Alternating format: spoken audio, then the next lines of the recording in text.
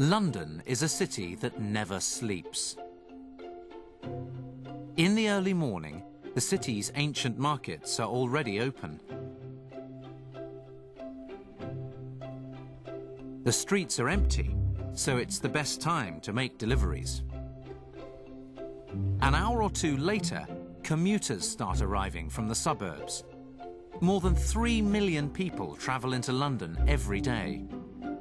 Tourists start the day early too, keen to take a ride on the London Eye, go to exhibitions, or visit museums and famous sites, such as the Tower of London. What are you doing today? I'm going to an exhibition at the National Gallery.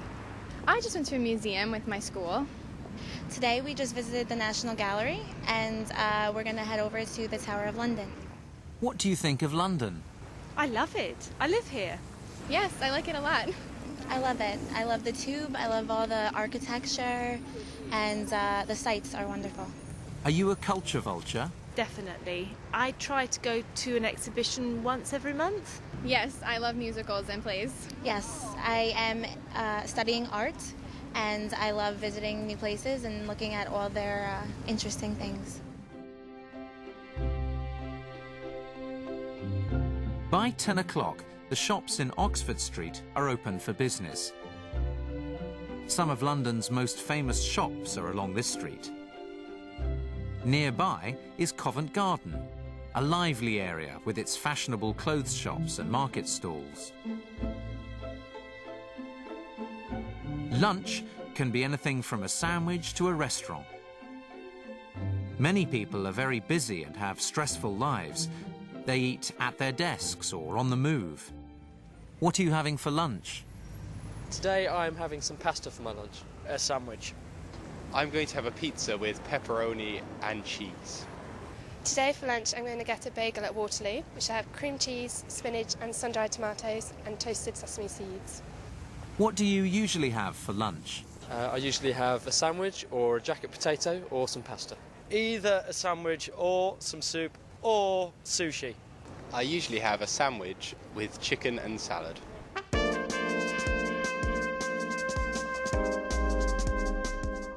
The evening rush hour begins at 5 o'clock. The city is getting ready for the night's entertainment. Theatres open in the West End at about 7:30. Many of the world's best-loved plays and musicals were first staged here. What are you going to see? Tonight we're going to see Warhorse. We're going to go and see The Twelfth Night, a Shakespearean play. I'm going to see Priscilla, Queen of the Desert.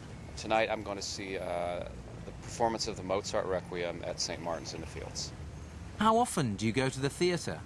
I go to the theatre 6 to 12 times a year, depending what's showing. Very often when I'm in London, average 4 or 5 times a year. I go to the theatre probably every couple of months. Is London a good city for theatre? I think London's a fantastic city for theatre, definitely.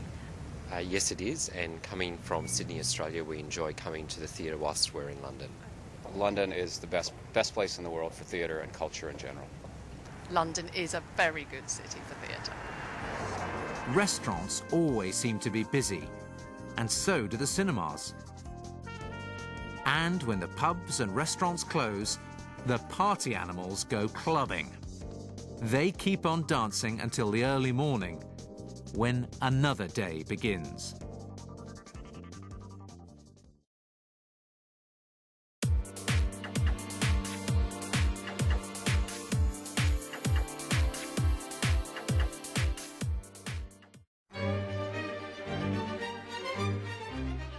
José Antonio Abreu is the creator of a musical program he called El Sistema.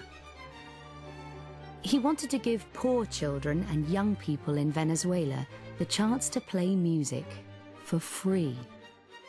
Today, over 300,000 children are taking part and performing in 125 youth orchestras all over the country.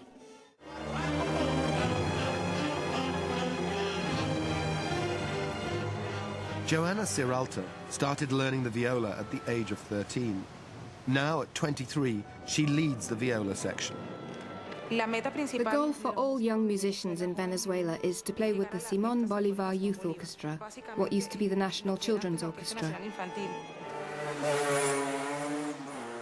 The Sistema and its musicians don't exist in isolation. Following Abreu's original vision, music is fully integrated into the life of the country.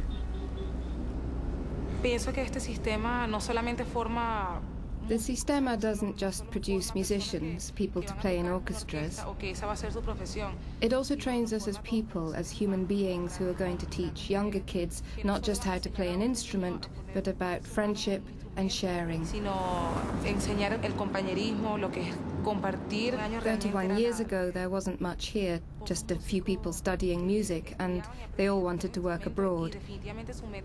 They'd say that there was no future for musicians in Venezuela.